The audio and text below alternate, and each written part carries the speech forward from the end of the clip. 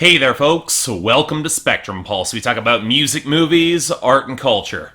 And here is the big one, the top 50 best songs of 2016. You know, I have gone on record that this list is particularly the hardest one to put together. Refining a list of songs that I've reviewed on albums that I've covered throughout the course of the year, which numbers in the thousands of tracks, down to then a select couple hundred, around 600, then down to a subset of just under 200, and then the final 50 and getting them all in order. Suffice to say, there's always a lot to cover. But I have to say, this year it felt a little easier than most. I'd say part of it is that I'm getting a better handle on my organization going into these lists, but that would assume that I've got some inkling of what the hell I'm doing on this platform. I think the larger factor is that the truly amazing songs that monopolized my year, the top 35 or so, they fell into place remarkably quickly, and that made ironing out some of the details easier than I expected. Maybe it's because it was a lot easier for me to get passionate about some of these songs than before, because if you ventured away from the mainstream Hot 100, there was a lot of great music in 2016. Away from the charts, there was great metal, rock, synthpop, punk, hip-hop, and especially country, which had one of its best years in recent memory. And fair warning, there's going to be a lot of it on this list. And as always, the songs that I'm reviewing here had to appear on any one of the albums that I covered. Singles or deep cuts, all are possible. So no more wasting time, we've got a lot to get through. So let's get off crazy with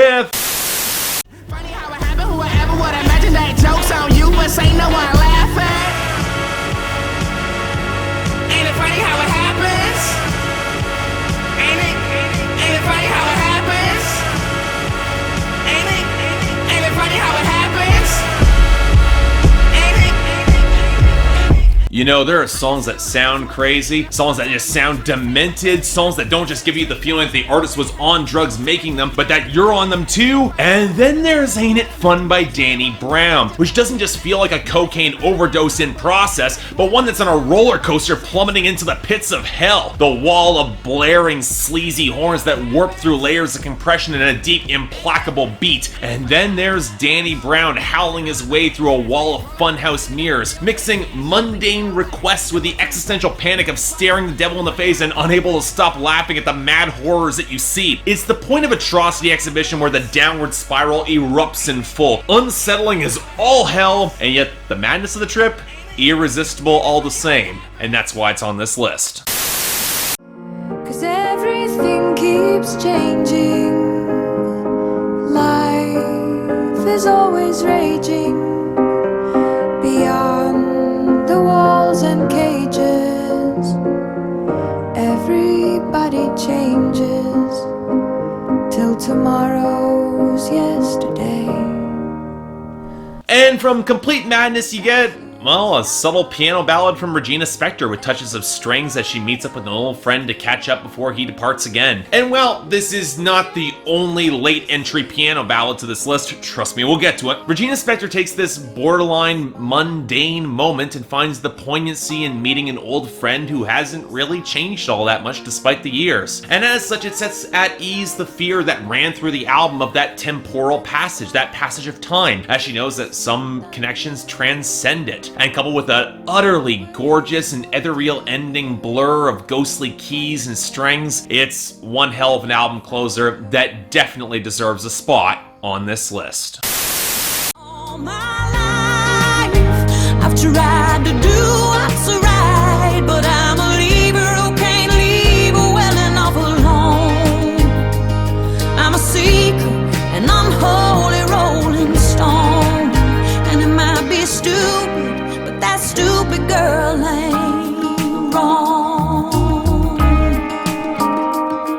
Oh, this one surprised me. I thought at least Way Back Home would have a better shot at this list. It was my favorite from the album at the mid-year, but at the end of the day, Stupid Girl continued to just blow past my expectations. The liquid touches of guitar that gradually pick up more body against the thin tapping beat, enforcing that synthetic element that's quintessential to why the song works, gleaming piano keys, and Jennifer Nettles using her throatier tones in a more dramatic yet no less intense mode. And a song like this, it needs that subtle intensity. It's a track full of the dismissive remarks that are leveled at female artists, especially in pop country, told to hold back, make them laugh, bury their unhappiness, and of course don't forget to smile. After all, you were successful, what more could you possibly want here? And yet Jennifer Nettles does two things to push the song into some very powerful territory. First, she actually takes the stupid girl blow but doesn't give an inch here, she's not wrong, and then that mandolin that comes in over the bridge, it's a powerful, subtle moment in the composition, shoving into uncharted territory, and yet the fact that she's taking the freedom to make mistakes and screw up has all the more weight as an artist. It's a hell of a song from a criminally underrated album,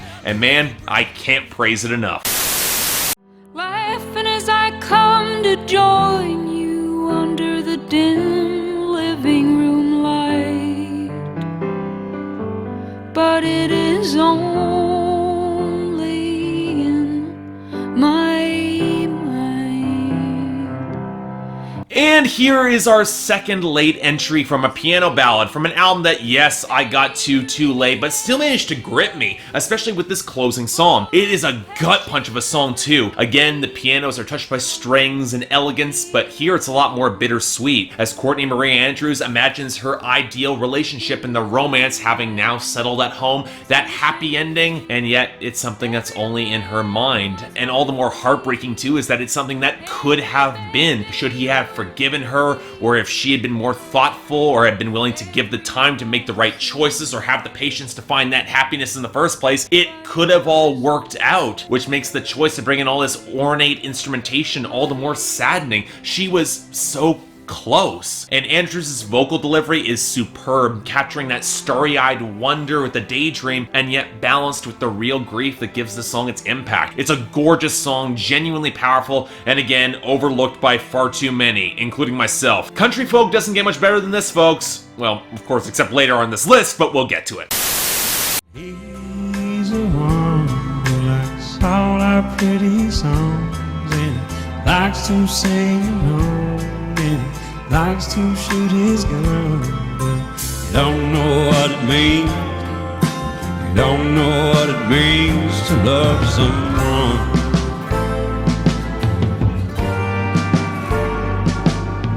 This is not the first Sturgill Simpson cover to make one of my year-end list. It happened in 2014 too, and I suspect if he keeps making them this good, it will not be the last. But the guts to make this one is unmistakable, because this is a Nirvana cover where Sturgill's recording actually changes the ending of the hook by accident. He had to get permission from Kurt Cobain's estate in order to release this cover, but at the end he got it, and by the nine hells, this is something special. That supple bass line, the slippery touches of guitar that warble in and out, the cushions of strings that lead into the gracefully integrated horns, the cavernous reverb around Sturgill's vocals that can't help but pull you in. He turns this song into an utter powerhouse, especially on that final hook. And yeah, that lyrical mistake of all things on that hook, it does change the song, putting into words the unspoken inabilities to build connections that often comes in the throes of teenage angst. And yeah, masterful cover where Sturgill damn near makes the song his own. And if that's not worth a lot of commendation, especially for a Nirvana track that some would consider a classic, I don't know what is.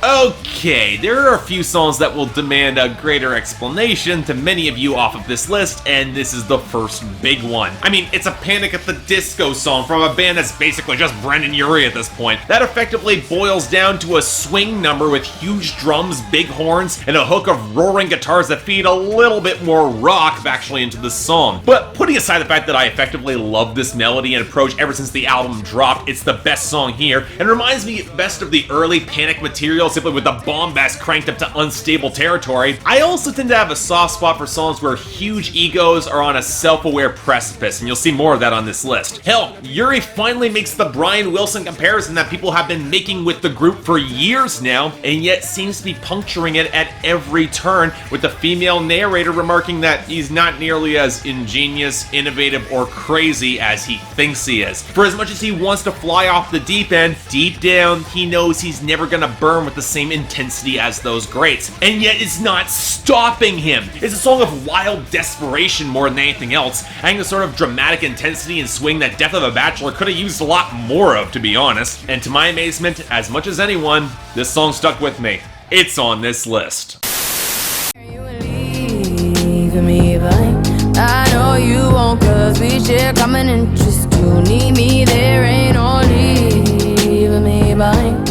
Never know, no, just one out of here, yeah. 'Cause I'm gone, ain't no going back. Okay, some of you might think that this is a bit of a surprise, but if you've been following me on Twitter, you know that I've been cheerleading for this song all damn year. Where Crazy Equals Genius was trying to burn out of control, Desperado is all guttered embers and discontent, seething off the deep, bassy guitar and blocky rattles of percussion that break into thick, buzzing swells on the hook. And yet, Rihanna's seeking that exit into whatever dangerous territory lies ahead, and yet any sign that this person she's running away with is a partner for love is very quickly disabused. She's looking for more of a partner in crime, and even then it seems more because she just doesn't want to be alone for the journey. Nothing more, nothing less. The entire song is all smoldering intensity, partially interpolating Waiting Game, the best song alternative R&B artist Banks has ever made, but Rihanna twisted into something with far more menace and presence, easily making it one of the best songs that Rihanna has ever made. But of course, if you want something with even more intensity,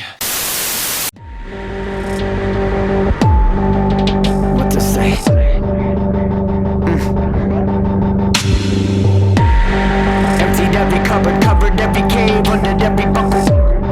Nothing but the plate gave, nothing was the same. What to say?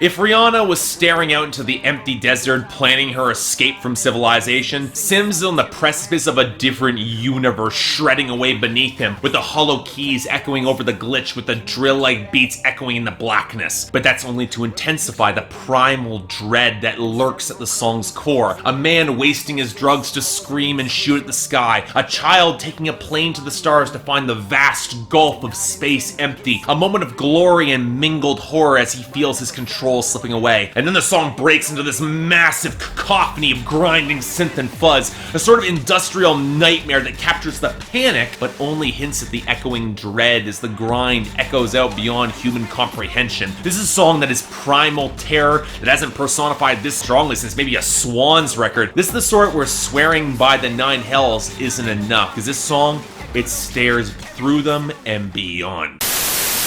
Every promise don't work out that way. Oh, babe. Every promise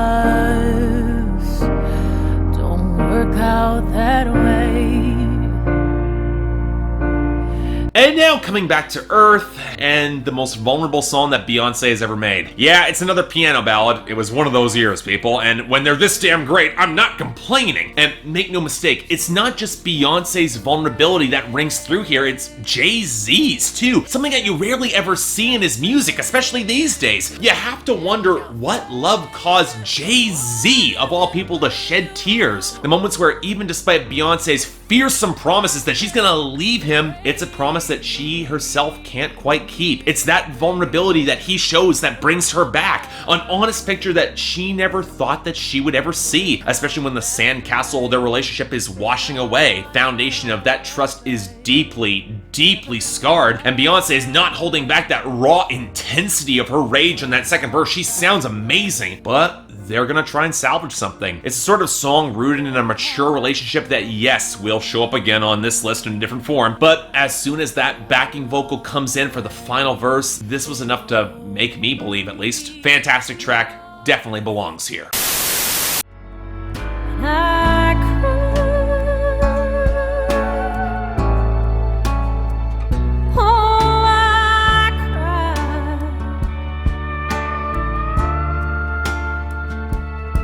There was nothing I could do, so that was all I could do. And now we've got another melancholic country ballad. Fair warning, it's not the only entry from Brandy Clark in this mold on this list. But this entry from the country classic album Southern Family is an utter gut punch all the same. The story of a father or a grandfather passing on peacefully and leaving his wife behind against the supple touches of pedal steel, acoustic guitar, and mixing that Dave Cobb knows just enough to emphasize both the supple warmth of the album and the loneliness that underscores the reverb surrounding Brandy Clark's voice. And while I would say that the piano and the burnished arranged instrumentation on the bridge made the song a lock for the list, the standout performance, Brandy Clark herself. Her vocal tone has always reminded me of Reba McEntire at her most emotive and subtle, but those fragile high notes remind me even of Patsy Cline, and the balance between holding steady for the family and breaking down is somehow held together. It's really emotive and real. It's a gorgeous song from one of the few records that I have ever given a perfect score. That's not an endorsement. I don't know what is. Blame the whiskey on the beer, blame the beer on the whiskey, blame the morning on the night for who's lying here with me, blame the bar for the band for the song, blame the song for the party that went all night long, but it ain't my fault. No, it ain't my fault.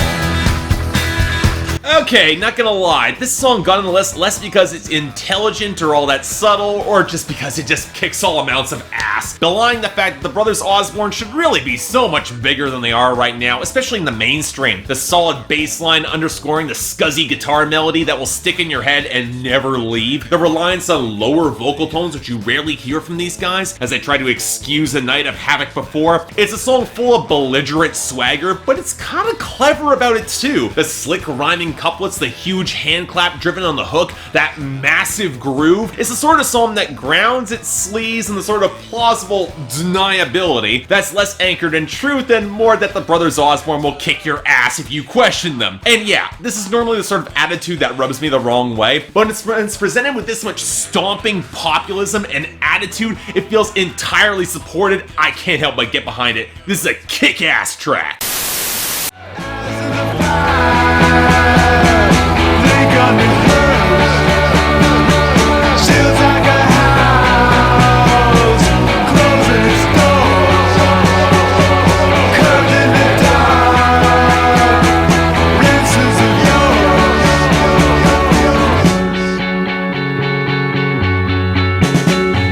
You know, this is one of those songs that you almost forget that it's about Parquet courts trying and failing to lie to the audience or whoever will listen about whatever happened in the past, with the loaded implication that it's intended to effectively con and gaslight the audience into ignoring some huge mistake or breakdown. Of course, while that phantom affectation might construct some human veneer in order to disguise things, the hook sees it coming apart in their hands at the seams. But it's hard to care when the hook is so damn good in the first place. Fantastic bass guitar interplay with the richer guitar tones, a bridge that opens with these weedy flutes against that seedy guitar, but the real star, that hook, with the choppy scuzz of the guitar balanced against the perfectly timed vocal multi-tracking. It's an absolutely killer song that, yeah, probably works a little bit better in the context of the album, but when the hook is this great, I find it hard to care.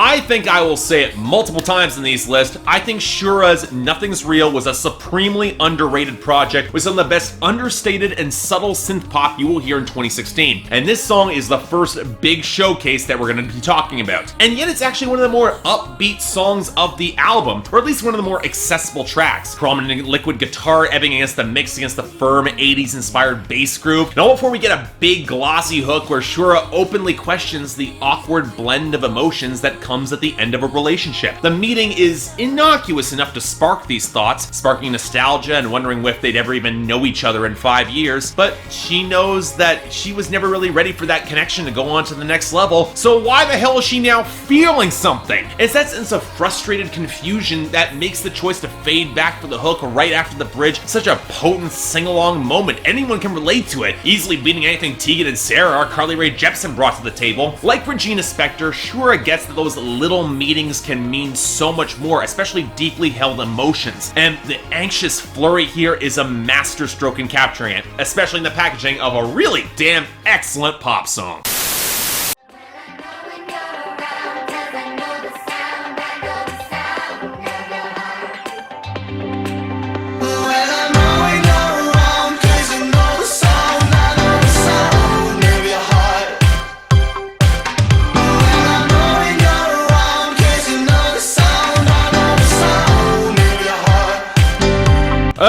I'm not the only one who's been singing praises for this track, and really, you can't blame the majority of critics at this point, especially when the 1975 managed to synthesize the best possible version of their 80s nostalgia into a killer song. And the funny thing is that when you dig into the lyrics, this song should not work because it is catty as hell. And this entire song is coasting on a thin film of self-aware narcissism and contempt generally for the ex in question. And oh, does Matt Healy want her to remember that relationship through taunts that for as much as she'd mock his sexuality or style or flagrant hypocrisy, she'd be calling back when she was bored and masturbating looking for some real connection. And yet, Matt Healy's also aware that many of her words about him also probably ring pretty true, and him owning those flaws show how much they're kind of perfect for each other in a lightly toxic, you're the worst sort of way. And yet, he managed to fuse all of it into a ridiculously tight percussion line with gleaming keys, a sharp rollicking groove, and let's not forget that guitar solo that is all kinds of awesome,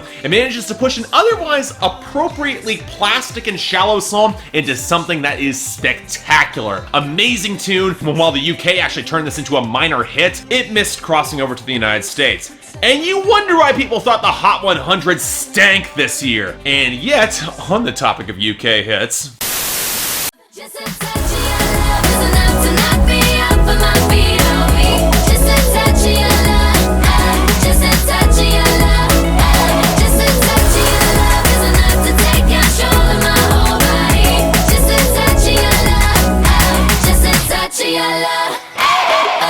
okay, I can just imagine at least 3 or 4 fellow music critics seeing this song on my list and losing their goddamn minds. Yeah, no jokes with this one. It's an amazing goddamn pop song that shows exactly why Little Mix is the girl group that we all needed in 2016. Sure, the watery tropical synths and snap percussion are nothing all that revolutionary, especially on the bass-heavy hook, and the lyrics, while strikingly well-constructed, they aren't really aiming to do much more than capture the fleeting, heady euphoria of a crush. But in a pop song like this, it's all been precisely refined into something that's a lot more potent and catchy, with a great subtle percussion build-up on the second verse, with the horn accents scattered throughout the song. But really, the reason the song clicks for me the most, Little Mix and those vocal harmonies. The melodic switch-ups, the layering, the tones, the perfect poise, especially on the bridge and the final hook. It brings a wealth of charisma to an already insanely catchy song and makes it irresistible. Folks, I'll warn you on Twitter that a Little Mix song was among my most played hits of this year. Considering their other song, Private Show, very nearly missed this list, you should be glad it's the only one. We don't do the same drugs no more. We don't do the same drugs no more. Cause she don't do the same drugs no more. We don't do the same drugs no more. Okay, look, I didn't love Coloring Book, and indeed my favorite Chance the Rapper song this year was not from that album. We'll be getting to that in a little bit, but as for this, you know, I might have liked Blessings more at the mid-year, but Same Drugs really got to me more throughout the course of the rest of the year, mostly as it turns its ramshackle vibe into something that's incredibly heartfelt and beautifully realized. The muted pianos, Chance's rougher, more textured delivery, almost spoken word, Aaron Allen Kane's beautiful backing tones against the sparse drum cascades, and the strings that hold together this fragile elegance. It's the sort of song that feels rooted in a childlike spirit, all the more accentuated by Chance's references to Peter Pan and the Wendy that grew up, as he himself grew into something that's very different. But it's not a bitter song, it's just achingly sad and wistful, as Chance saw a girl who left him behind for greater heights and yet has come back under the shadow of sadness that means that she just can't take to the sky in the same way. Coupled with those little guitar flourishes at the end that I really loved, it's the sort of song that clings to childhood and the passage of time that stressed out wished it was. And yeah, definitely deserving to be on this list. It's something special.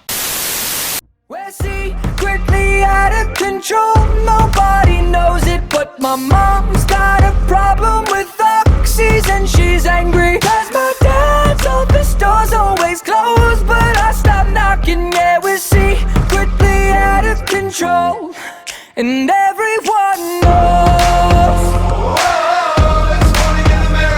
So I think John Bellion fans might have thought some type of way about my review of his wildly inconsistent debut album, The Human Condition, which is kind of a damn shame because while that album has some very real problems, it also has some absolutely incredible songs, this being one of two huge examples. And there is so much to love about Morning in America, how the bright synth warbles, sample vocal drone, huge swelling hook off the deep blocky percussion that opens up to this choppy guitar rollick later on, plus the catchy as hell vocal melody. It's got the feel of a musical opening number, and just like the rest of those and the best of those, it telegraphs its very real instability in the content, describing a predominantly privileged millennial demographic that's spinning quietly out of control and on the precipice of something truly dangerous breaking out. It's telling that story. It's the most buoyant and catchy song about encroaching existential horror for an entire generation since, well, I don't know, It's the End of the World as We Know It by R.E.M. And Bellion, he knows that we all, deep down, know that too. Doesn't stop the song from being amazing though. Definitely check it out if you haven't.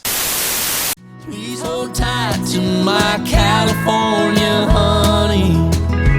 Make her famous with lots of money, and tell her I wish her all the best. Oh,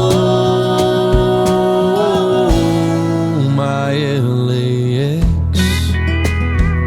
Okay, how is it that whenever Jake Owen releases a country album, even if it isn't all that good, he still manages to find a way to sneak a song onto this list? And yet, while I loved Life at the Party back in 2013, LAX is somehow even better for doing something you wouldn't expect in the mainstream, sounding like a country song. I know, absolutely mind-blowing, but that's also one reason it works so damn well. Prominent pedal steel against a stripped-back acoustic groove and sparse tapping beat, all as Jake Owen reminisces about a girl who left him behind to chase dreams in LA. But again, instead of bitterness, Jake Owen has nothing but good wishes for this girl, hoping against hope that she succeeds in a seedy LA recognized more through outdated cymbals, which, yeah, it's kind of corny, but it fits in a country song. And Jake Owen, the most charismatic performer in mainstream country, he sells it with the sincerity and fantastic delivery that's damn near unmatched. Dude, if for some reason you actually see this, make LAX your next single. It's perfectly primed for the direction that the mainstream is currently heading, and it's an absolutely fantastic song to do. Please? But for now, while the moment is here, shine a light, drink a beer, let's get loud. All the drivers and dreamers, believers and singers, oh, won't you sing with me now? You know, I remember when I covered Charles Kelley's solo debut with comments that this song was clearly rushed out for Grammy nominations without the sort of promotion or radio buildup that you would expect, especially in comparison with the song that eventually won that Grammy, Little Big Town's Girl Crush. And a lot of critics were very quick to point out why this was. It was a very tasteful collaboration between three slightly lesser known but well-liked artists in mainstream country by the critics, all of whom had distinctive voices that sang in harmony about the symbiotic relationship between singers, their crew, and the audience that listens to them in a pretty simple country framework, and it's a celebration. This was tailor-made for the Grammys. It's obvious critic bait. Well, what I can tell you, sometimes I get it right, and I'll freely admit that I've loved this song ever since I've heard it. The perfect weathered chemistry between the artists, the excellent songwriting, the gorgeous harmonies. It's a song that deserved to be so much better, and it deserved the Grammy to boot, definitely over Girl Crush. And yet, it's not the only time that Charles Kelley, of all people, surprised me this year, but we'll get to that. Something down on the ground won't let her out, it holds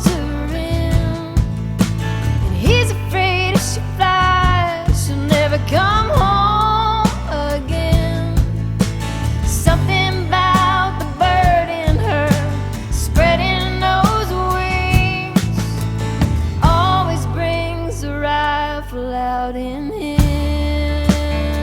So I might have mentioned in my top 10 best hit songs of 2016 that Lori McKenna is one of the best songwriters in modern country, and this is your next bit of evidence of why that is the case. Of course, she's helped by the weathered, rich production of Dave Cobb with those gorgeous touches of arranged instrumentation on the song, but what's really on display on this title track is Lori McKenna's writing, and it's a sort of abstract fairy tale-esque song that says so much more than its words. A rifle that doesn't speak much and yet can never fly and follow that bird, so it seeks to keep that dreaming bird penned in, loving every note of her song, but terrified if she ever were to fly, she'd never come home. And yet it's that caging instinct that, despite her love for that rifle, causes the bird to take flight in the night, never to be seen again. Again, it's all abstraction, but the relationship is so plainly sketched and yet rich with subtext and nuance that it resonated with me regardless. A sort of beautiful tragedy that Lori McKenna will prove time and time again that she is a master at crafting. But again, more on that later.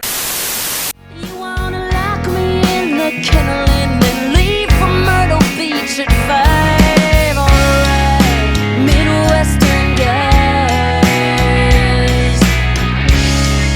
Midwestern guys, Midwestern guys, Midwestern guys. Of course, this was the sort of year for country where we didn't just get one amazing woman in the genre, we also got Lydia Loveless, on a record that might stray closer to alternative and indie rock, but also touches on some of the most powerful and insightful music that you will hear this year. Now for our first example, because of course there's more than one, it's this song. One of the most stunningly potent character studies that you will ever see, and not just of the titular Midwestern guys, but Loveless herself. This is one of those cases where the framing is so startlingly frank that you're entirely sure where your sympathies might lie in a relationship where both partners know each other probably better than they should. Yeah, the guy's a bit smothering, and you can tell that he's trying to capture some moments of misspent youth, and would really love if she just blew him already, but he's also romantic, he's genuinely sincere, and he knows enough to see through Lydia Lovelace's morose, confrontational bullshit. And there's a part of her that's very much drawn to that romanticism, and all that's complemented by the oily guitar leads, the awkward keyboard, the thicker bass, the steady percussion. It's discontented, it's a little stilted as a song, and Lovelace is blisteringly scorned, but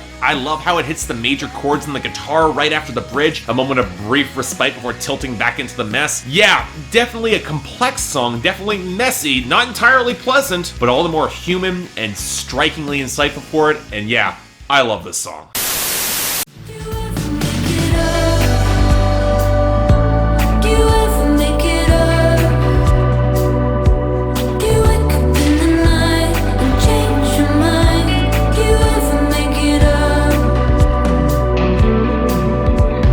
And yet, where Lydia Lovelace's relationship seems bound to last longer than it probably should, Shura's Make It Up shows the situation in tatters, written from third person as she turns inwards, feeling all the more alone as she second guesses the ending of the situation. And it's very telling how, despite the uncertainty and the loneliness permeating the song, and indeed the entire album, Shura can still mine one hell of a pop hook out of it. The shimmering synth and the guitar backdrop against the gentle snap and flutter of the percussion that resolves into a sharper new wave groove, all leading to a gorgeously atmospheric hook that lets the unanswered questions linger in the mix with superb multi-tracking, especially on that final hook. Again, it's a subtle sort of song, especially with the backing textures contributing some potent melodies all on their own, especially on that bridge, but it's also the sort of song that will lodge in your mind and will not let go. And for a song about uncertainty, unanswered questions, that's impressive. I really appreciated that.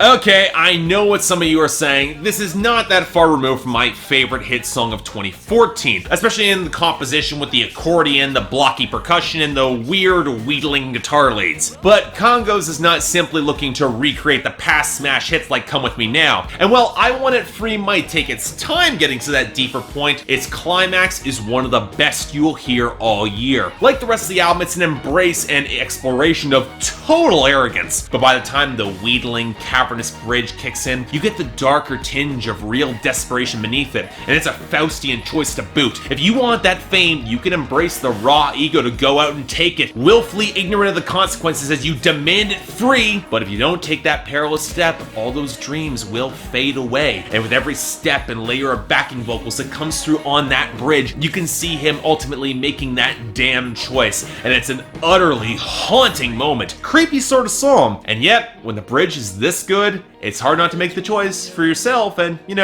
embrace it. Smells like Teen Spirit on tape cassette before we ever heard of the internet. Redemption was a ragtop, all we needed was a few. And man, we were cool.